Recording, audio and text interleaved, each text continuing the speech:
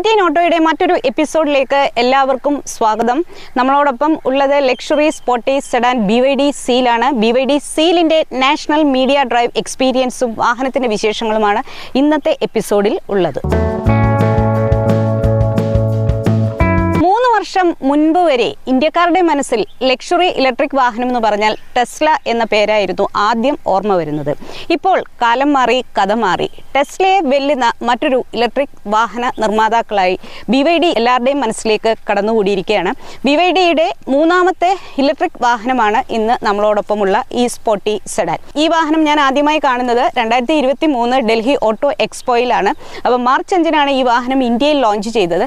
ഇതിൻ്റെ ആകർഷകമായ റേഞ്ച് എന്ന് പറഞ്ഞാൽ 650 കിലോമീറ്റർ ആണ്. BYD സീൽ എത്തുന്നത് 3 വേരിയന്റുകളിലാണ്. ഡൈനാമിക്, പ്രീമിയം, പെർഫോമൻസ് എന്ന് പറയുന്ന 3 വേരിയന്റുകളിൽ എത്തുന്നു. ഇതിൽ ഡൈനാമിക് എന്ന് പറയുന്ന വാഹനം എത്തുന്നത് 41 ലക്ഷം രൂപ എക്സ് ഷോറൂം പ്രൈസിലാണ്. പ്രീമിയം വാഹനമാണ് നമ്മളോടൊപ്പം ഉള്ളത്. ഏറ്റവും ഉയർന്ന റേഞ്ചും ഈ വാഹനത്തിനാണുള്ളത്, 650 കിലോമീറ്റർ റേഞ്ച്. ഇതിൻ്റെ വില 45,50,000 രൂപയാണ്. ഇനി ഇതിൻ്റെ പെർഫോമൻസ് വേരിയന്റിൻ്റെ വില 53 ലക്ഷം രൂപയാണ്.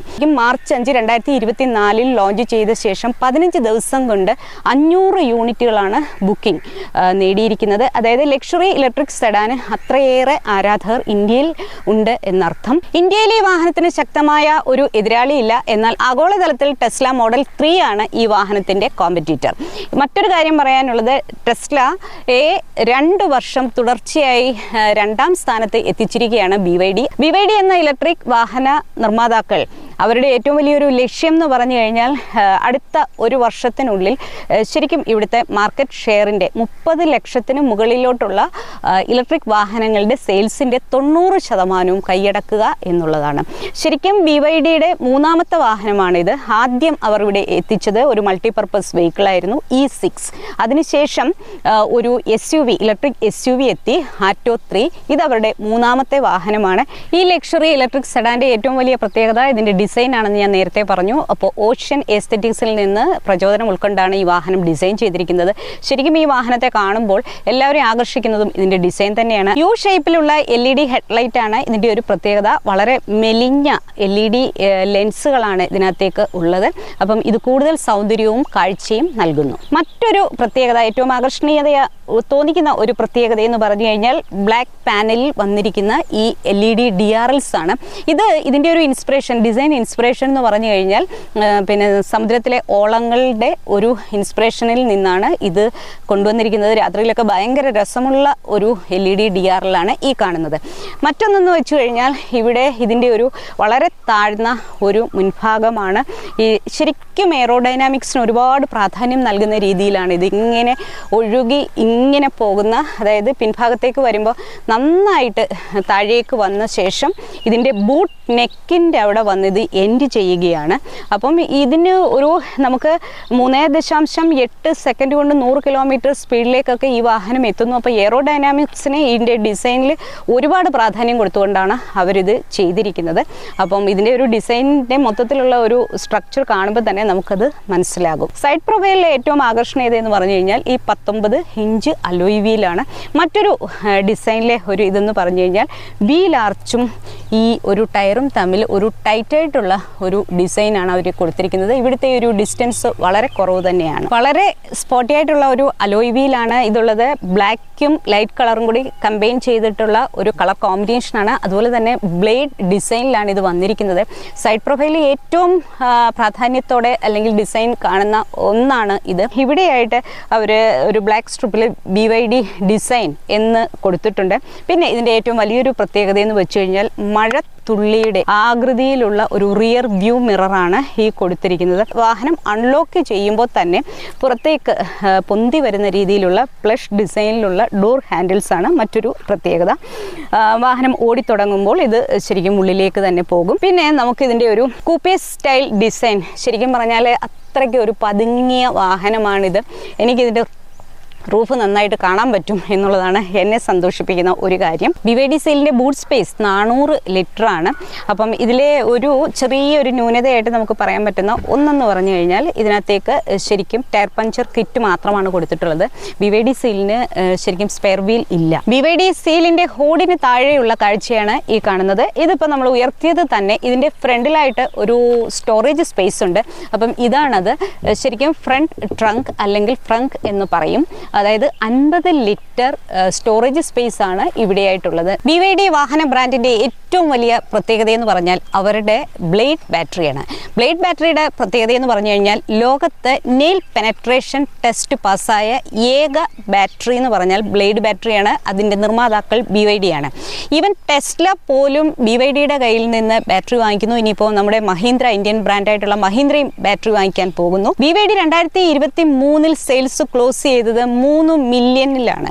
2 വർഷം കൊണ്ട് അവർ തന്നെയാണ് ലോകത്ത് ഏറ്റവും അധികം ഇലക്ട്രിക് വാഹനങ്ങൾ വിൽക്കുന്ന ഒരു ബ്രാൻഡും. അപ്പം ഈ വർഷം തന്നെ 3 EVകൾ കൂടി എത്തുന്നു എന്നാണ് അറിയുന്നത്. വാഹനത്തിന്റെ നീളം 4800 mm ആണ്. വാഹനത്തിന്റെ ഒരു ഗ്രൗണ്ട് ക്ലിയറൻസ് 145 mm ആണ്. അതുപോലെ തന്നെ മറ്റൊരു വലിയ പ്രത്യേകത എന്ന് പറഞ്ഞാൽ 5.7 മീറ്റർ ആണ് ഇതിന്റെ ടേണിംഗ് റേഡിയസ്. നമുക്ക് കാണുമ്പോൾ വലിയൊരു നീളമുള്ള വാഹനം എന്ന് തോന്നും. എന്നാൽ പോലും ഈ ഒരു ടേണിംഗ് റേഡിയസ് എന്ന് പറഞ്ഞു കഴിഞ്ഞാൽ ശരിക്കും മികച്ചത് തന്നെയാണ്. അതുപോലെ തന്നെ ഈ വാഹനത്തിൻ്റെ മറ്റൊരു പ്രത്യേകത എന്ന് പറഞ്ഞാൽ സെൽ ടു ബോഡി ടെക്നോളജിയാണ് ഇതിനകത്തേക്കുള്ളത്. വാഹനത്തിൻ്റെ ഭാഗമായി തന്നെ ഒരു സാൻഡ്വിച്ച് രീതിയിലാണ് ഇതിൻ്റെ ബാറ്ററി ഇവർ പ്ലേസ് ചെയ്തിരിക്കുന്നത്. വാഹനത്തിൻ്റെ ബോഡിക്കും ഉള്ളിലായിട്ട് വാഹനത്തിൻ്റെ പാർട്ടായി തന്നെ സെൽ ടു ബോഡി എന്ന് പറയുന്ന ആ ഒരു ടെക്നോളജി 2022 ഇത് അവർ ആദ്യമായിട്ട് ഇൻട്രൊഡ്യൂസ് ചെയ്തിരിക്കുന്നത്. അതുപോലെ തന്നെ അപ്ഗ്രേഡഡ് ഈ പ്ലാറ്റ്ഫോം 3.0 BYD സീൽ എത്തുന്നത്. അപ്പോൾ അത് ഇതിൻ്റെ പെർഫോമൻസിന് ഒരുപാട് സഹായിക്കുന്ന ഒന്നാണ്. അതുപോലെ തന്നെ ഇതിൻ്റെ സെൽ ടു ബോഡി ടെക്നോളജി. അപ്പോൾ അതുകൊണ്ട് ഒരുപാട് ഗുണങ്ങൾ ഈ വാഹനത്തിനുണ്ടാകുന്നു. കൂടുതൽ റിജിഡ് പ്ലാറ്റ്ഫോമായി ഇതിനെ കൊണ്ടു നടക്കാൻ വാഹന നിർമ്മാതാക്കൾക്ക് പറ്റുന്നു. അതുപോലെ തന്നെ സെൽ ടു ബോഡി ടെക്നോളജി നൽകിയിരിക്കുന്നത് കൊണ്ട് തന്നെ വാഹനത്തിൻ്റെ ഭാരം 10 കിലോ കുറയ്ക്കാനും അവർക്ക് സഹായിച്ചു. ലക്ഷറിയസ്, സ്പോർട്ടി, ഇൻ്റലിജൻറ്റ്, സ്പേഷ്യസ് എന്നൊക്കെ തന്നെ വിശേഷിപ്പിക്കാവുന്ന ഒരു ഇൻറ്റീരിയറാണ് BYD സീലിന്. ശരിക്കും വെൽ ബാലൻസ്ഡ് ആണ് ഇതിനകത്തെ ഒരു ഇൻറ്റീരിയർ എസ്തെറ്റിക്സ് എന്ന് പറഞ്ഞു കഴിഞ്ഞാൽ.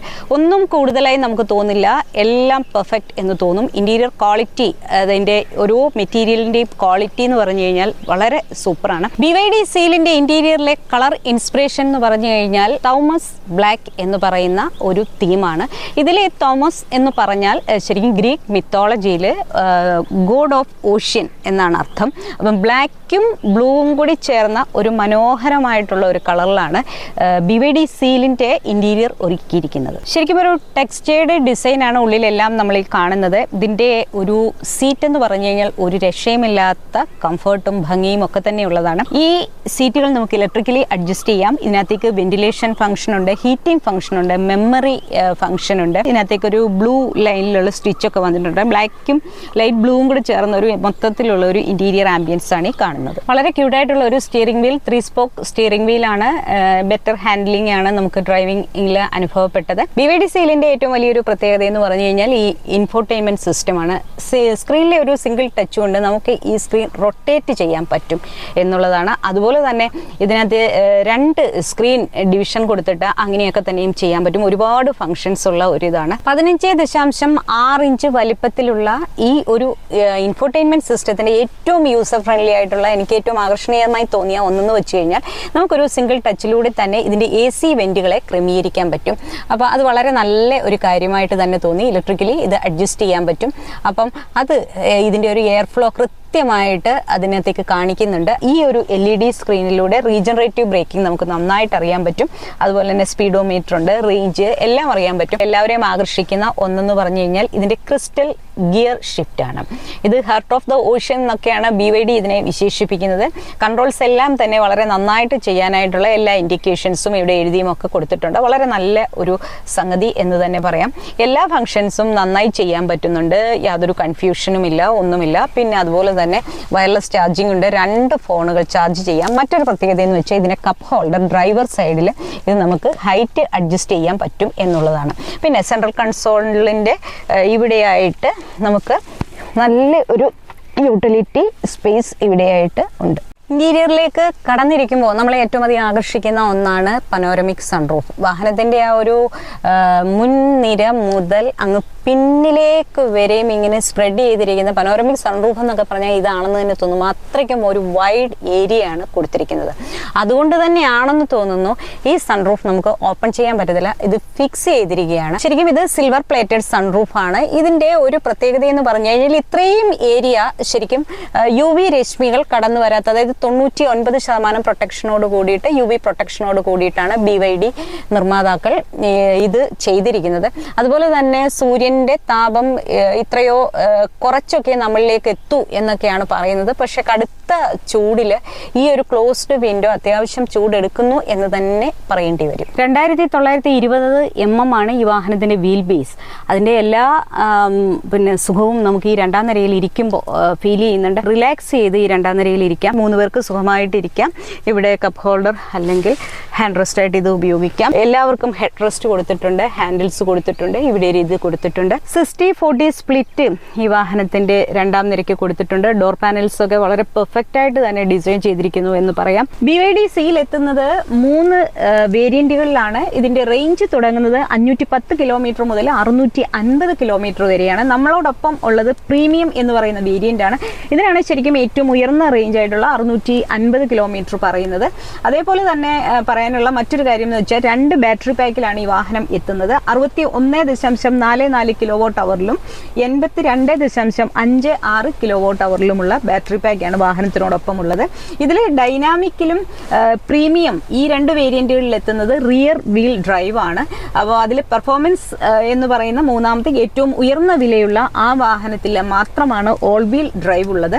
ഇതിലെല്ലാം ശരിക്കും പവറും ടോർക്കും എല്ലാം തന്നെയും വ്യത്യസ്തമാണ്. പെർഫോമൻസ് വാഹനത്തിന്റെ എല്ലിനാണ് ഏറ്റവും ഉയർന്ന ടോർക്ക് ഉള്ളത്. അതിന്റെ ഒരു ടോർക്ക് എന്ന് പറഞ്ഞാൽ 670 ന്യൂട്ടൺ മീറ്റർ ആണ്. അതുപോലെ തന്നെ ആ വാഹനത്തിന്റെ പവർ 530 PS ആണ്. വാഹനത്തിന്റെ ഡ്രൈവിംഗ് എക്സ്പീരിയൻസിനെ കുറിച്ചിട്ട് പറയുകയാണെങ്കിൽ ശരിക്കും ത്രില്ലടിക്കുന്ന, നമുക്ക് ഒരുപാട് ഇഷ്ടപ്പെടുന്ന ഒരു വാഹനം തന്നെയാണ് BYD സീൽ എന്ന് പറയുന്ന ഈ സ്പോർട്ടി സെഡാൻ. മൊത്തത്തിൽ ഈ വാഹനത്തിനെ ഇഷ്ടപ്പെട്ടു പോകും. ചില പോരായ്മകൾ തോന്നിയത്, ഒന്ന് ശരിക്കും പറഞ്ഞാൽ സീൽഡ് ആയിട്ടുള്ള, നമുക്ക് ഒരിക്കലും തുറക്കാൻ പറ്റാത്ത ഇതിന്റെ ഒരു പനോരമിക് സൺറൂഫ് ആണ്. നല്ല ചൂടുള്ള സമയത്ത് AC എത്ര കൂട്ടി ഇട്ടാൽ പോലും ചെറിയ ചൂട് ഫീൽ ചെയ്യുന്നുണ്ട് എന്ന് പറയുന്നു. പിന്നെ ഇതിനകത്തേക്ക് സ്പെയർ വീൽ വന്നിട്ടില്ല. ഇതിനകത്തേക്ക് 3 ഡ്രൈവ് മോഡ് ഉണ്ട്. അതുപോലെ തന്നെ ഇതിന്റെ ഈ ഗിയർ ഷിഫ്റ്റർ ഇവിടെ ശരിക്കും പറഞ്ഞാൽ വളരെ ഈസിയാണ്, നന്നായിട്ട് ഹാൻഡിൽ ചെയ്യാൻ പറ്റും. ഏറ്റവും യൂസർ ഫ്രണ്ട്ലി ആണെന്ന് തന്നെ പറയാം. പിന്നെ ഇതിനകത്തേക്ക് അഡാസ് ലെവൽ 2 സൗകര്യങ്ങൾ വന്നിട്ടുണ്ട്. 9 എയർ ബാഗുകൾ വന്നിട്ടുണ്ട്. യൂറോ NCAP 5 സ്റ്റാർ നേടിയ വാഹനമാണിത്. ശരിക്കും പ്രിസൈസ് ആയിട്ടുള്ള ഒരു ഹാൻഡിലിംഗ് ആണ്. നമ്മളിങ്ങനെ ആസ്വദിച്ച് വണ്ടി വിട്ടുപോകും. അതുപോലെ തന്നെ 3.8 സെക്കൻഡ് കൊണ്ട് 100 കിലോമീറ്റർ ഒക്കെ സ്പീഡിലേക്കൊക്കെ എത്താൻ പറ്റുക എന്ന് പറഞ്ഞാൽ വലിയ സംഗതിയാണ്. ഇതിന്റെ ഉയർന്ന സ്പീഡ് 133 കിലോമീറ്റർ ആണ്. അപ്പം ബാറ്ററിക്കും മോട്ടറിനും ഒക്കെ തന്നെയും ഇവര് 8 വർഷം അല്ലെങ്കിൽ 1,60,60,000 കിലോമീറ്റർ വാറണ്ടി ഒക്കെ തരുന്നുണ്ട്. ഒരു 5 ലക്ഷം കിലോമീറ്റർ അല്ലെങ്കിൽ 10 ലക്ഷം കിലോമീറ്റർ വരെയും ഓടാനുള്ള ഡ്യൂറബിലിറ്റി ഉണ്ട് BYDയുടെ ബ്ലേഡ് ബാറ്ററിക്ക് എന്നാണ് നിർമ്മാതാക്കളുടെ അവകാശവാദം. അപ്പം ഇതിനകത്തേക്ക് 5 ലിങ്ക് സസ്പെൻഷൻ ഉണ്ട്. അതുകൊണ്ട് തന്നെ ഡ്രൈവിംഗ് വളരെ സുഖകരമായ ഒന്നാണ്. പിന്നെ ഒന്ന് പറയാനുള്ളത്, ഇതിന്റെ ഒരു വളരെ പതുങ്ങിയ, ഭൂമിയോട് ചേർന്നിരിക്കുന്ന ഒരു ക്യൂട്ട് സെഡാൻ എന്നാണ് നമുക്ക് തോന്നുന്നത്. ഇതിന്റെ ഒരു ഗ്രൗണ്ട് ക്ലിയറൻസ് 145 mm ഉള്ളൂ. നല്ല വലിയ ഹമ്പുകളൊക്കെ വരുമ്പോൾ ശരിക്കും അടി തട്ടുന്നുണ്ട്. അതൊരു ന്യൂനതയായിട്ട് തോന്നിയിട്ടുണ്ട്. പിന്നെ അല്ലാതെ മൊത്തത്തിൽ ഈ വാഹനം നമുക്ക് ഹാൻഡിൽ ചെയ്യാൻ ഭയങ്കര എളുപ്പമാണ്. ക്യൂട്ടായിട്ടുള്ള സ്റ്റിയറിംഗ് ആണ്, ഒരു രക്ഷയുമില്ല. ഇതിന്റെ ഒരു ഏറ്റവും മികച്ചൊരു സസ്പെൻഷനാണ്. അതുപോലെ തന്നെ NVH ലെവലും മികച്ചതാണ്. മൊത്തത്തിൽ വാഹനം നന്നായി ഇഷ്ടപ്പെട്ടു. മറ്റൊരു വാഹനത്തിന്റെ വിശേഷങ്ങളുമായി എത്തുന്നതുവരെ എല്ലാവർക്കും ഗുഡ് ബൈ.